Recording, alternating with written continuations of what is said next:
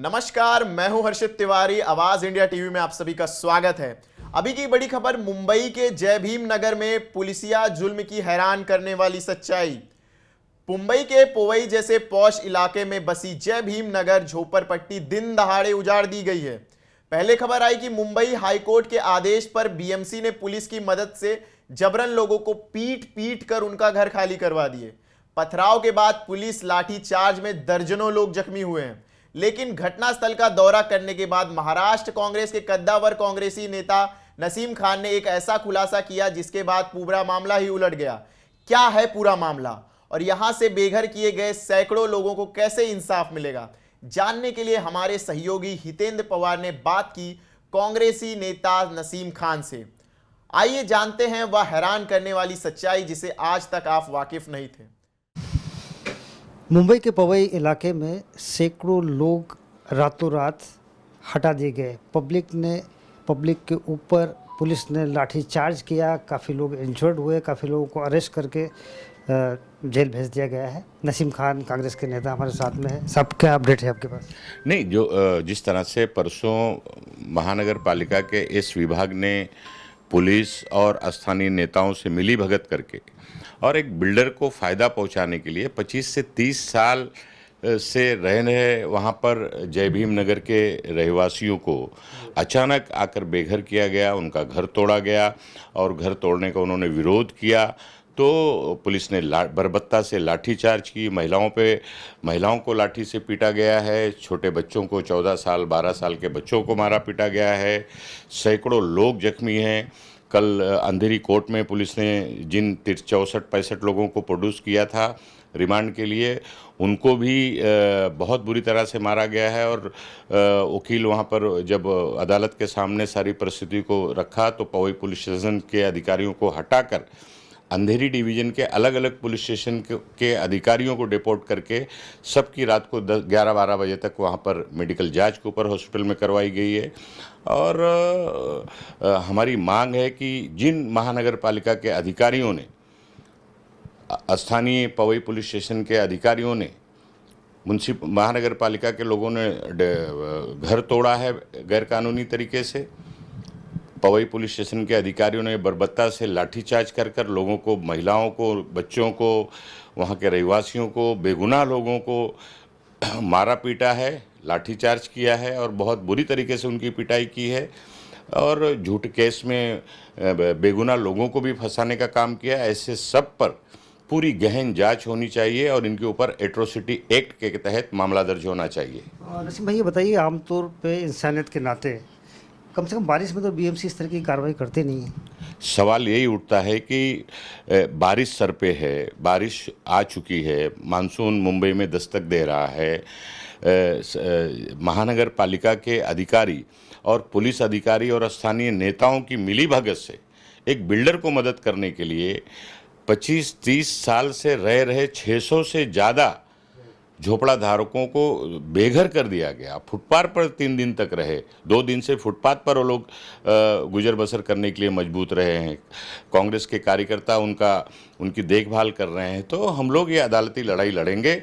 हमारी मांग है महाराष्ट्र की सरकार से कि तुरंत महानगर पालिका के संबंधित जितने भी अधिकारी हैं, DMC, ward officer, sub engineer, executive engineer, Powai police station के जितने भी अधिकारी हैं, सबको तुरंत सस्पेंड किया जाए, उनको निलंबन किया जाए और निलंबित करके उनके ऊपर एट्रोसिटी एक्ट के मुताबिक केस चलाया जाए और जितने लोग बेघर हुए हैं उनको फिर से वहाँ पर बसाया जाए। ये हमारी मांग है। खान साहब, आपने किसी नेता का भी जिक्र किया, नेताओं का जिक्र किया, कुछ नाम बताना चाहेंगे पब्लिक की? बिल्कुल, बहुत सारे नेता हैं, स्थानीय नेता उसके अंदर सब शामिल हैं, सबकी मिली भगत है।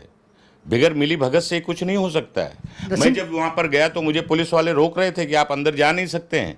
तो मैंने जब सवाल पूछा कि भाई मैं क्यों नहीं जा सकता हूँ, मैं जनप्रतिनिधि हूँ, मेरे विधानसभा क्षेत्र का वो जय भीम नगर इलाका आता है। 5-5 बार मैं 5 बार चुनाव लड़ा हूँ यहाँ से और सभी के मतदार यादी में उनका नाम है और उनके साथ इतनी बर्बरता कैसे की जा सकती है? तो पुलिस के अधिकारी बेबस होते हुए दिखाई दिए मुझे। वो कहे कि नहीं साहब, ऊपर से ऑर्डर है। तो ये ऊपर से ऑर्डर देने वाला कौन है, उसकी जांच का विषय है। नसीम खान डरने वाला नेता नहीं है, बिल्कुल खुल के आवाज़ बुलंद करने वाला आदमी है। मैं जानना समझना चाहूँगा, स्थानीय नेता कौन है? अब स्थानीय नेता लोग वहाँ पर कहते हैं कि यहाँ का विधायक मिला हुआ है, बिल्डर को मदद कर रहा है। आखिर विधायक क्यों नहीं उनको मदद किया, क्यों नहीं उनको बचाया? विधायक का स्टेटमेंट है, पुड़ारी न्यूज़ के ऊपर मैंने देखा है कि विधायक कहता है कि वो टेम्परवारी था, वो कामगार थे। 25 साल से 30 साल से रहने वाले लोगों को इस तरह से कहा जाता है और उनको मदद करने के लिए ना कोई विधायक आता है और ना कोई मंत्री आता है। सरकार पूरी तरह से सत्ता के नशे में चूर है। 4 दिन पहले आपने देखा कि किस तरह से देश की जनता ने सबक सिखाया है। आने दीजिए महाराष्ट्र का विधानसभा का चुनाव, मुंबई और महाराष्ट्र की जनता, ये मौजूदा जो सरकार बैठी हुई है, जो सत्ता के नशे में चूर है, जो बिल्डरों को मदद करती है और गरीबों पर जुल्म करती है, बुलडोजर चलाती है जिनके घरों पर, इनसे चुन चुन के बदला लेने का काम संविधान के मुताबिक मुंबई और महाराष्ट्र की जनता करेगी। पूरे मामले में अदालत का क्या रोल रहा है? नहीं, अब अदालत में मामला परसों का मामला है। कल अंधेरी कोर्ट में जैसे ही इस मामले को सामने रखा गया है, अदालत ने बहुत ही कड़ाई से संज्ञान लिया है। पवई पुलिस स्टेशन को अलग किया है वहाँ से, और अंधेरी डिवीज़न के 3-4 पुलिस स्टेशन के अलग अलग अधिकारियों को ग्रुप बनाकर उन सारे के सारे 65-66 लोगों को कुपर अस्पताल भेजा है। उनका सबका मेडिकल करवाया गया है। अब मेडिकल हुआ है, आगे की प्रक्रिया होगी। हाई कोर्ट में रिट पिटीशन फाइल होने जा रहा है। पुलिस का ये कहना है कि मिलावट के आदेश पे ये हुआ है। हाई कोर्ट की बात कर रहा हूँ। किसी हाई कोर्ट का कोई आदेश नहीं है, कोई आदेश नहीं है। मैंने जो ह्यूमन राइट कमीशन का एक ऑब्जर्वेशन है, ह्यूमन राइट कमीशन ने अपने ऑब्जर्वेशन में महानगर पालिका को कहा था कि अगर तुमको कोई कार्रवाई करना है तो अकॉर्डिंग टू लॉ कार्रवाई करे, कानून के मुताबिक कार्रवाई करे। तो कानून के मुताबिक कार्रवाई करने का मतलब ये होता है कि उनको नोटिस देना चाहिए, उनके कागज पत्र की छानबीन करनी चाहिए। नोटिस दिया गया था।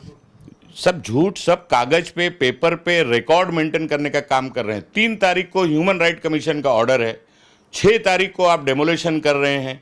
3 दिन के अंदर ऐसी कौन सी कानूनी प्रक्रिया आपने पूरी कर ली और आप कह रहे हैं कि ह्यूमन राइट कमीशन ने ऑर्डर दिया हुआ है? ह्यूमन राइट कमीशन का ऑर्डर की कॉपी मेरे पास भी है।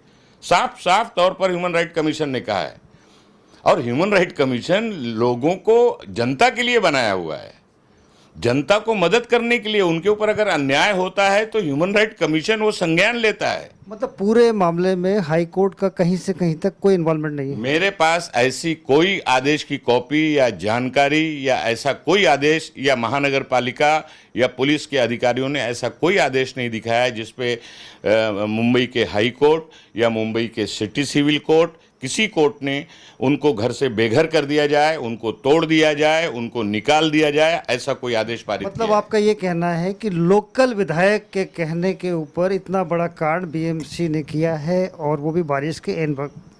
इसमें सबकी मिली भगत है, एक नेक्सस है।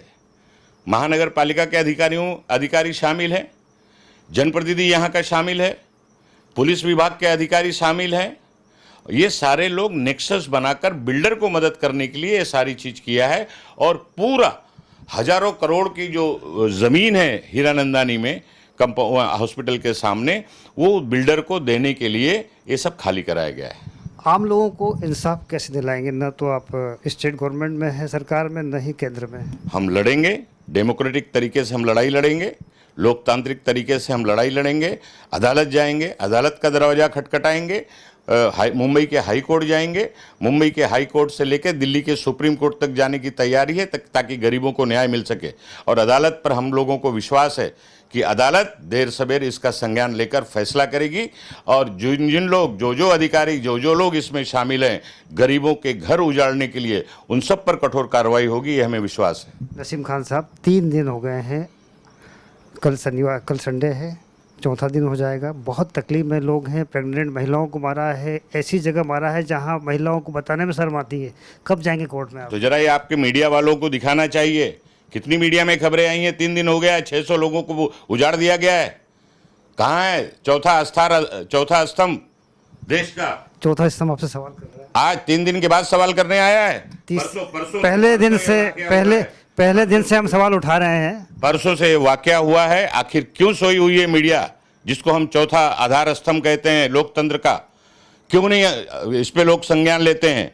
650 परिवार को गुंडागर्दी करके महानगर पालिका और पुलिस के लोगों की बर्बरता से लोगों को फुटपाथ पर रहने पर मजबूर होना पड़ा है।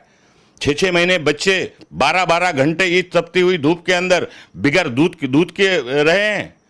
ये परिस्थिति, ये मुंबई शहर है, बाबा साहेब अंबेडकर, छत्रपति शिवाजी महाराज, शाहू महाराज की भूमि है ये महाराष्ट्र। इस महाराष्ट्र में इस तरह का नंगा नाच होगा? ऐसे अधिकारियों को तुरंत निलंबित करना चाहिए, ये हमारी मांग है। ऐसे अधिकारियों को तुरंत निलंबित करना चाहिए, ये हमारी मांग है। ये कहना है नसीम खान का, कांग्रेस के बहुत वरिष्ठ नेता है। देखना दिलचस्प होगा कि इंसाफ दिलाने में कब तक कामयाब हो पाते हैं नसीम खान साहब। कैमरा पर्सन तांबे के साथ हितेंद्र पवार, आवाज़ इंडिया, मुंबई। ऐसी और खबरों को देखने के लिए देखते रहिए आवाज इंडिया टीवी।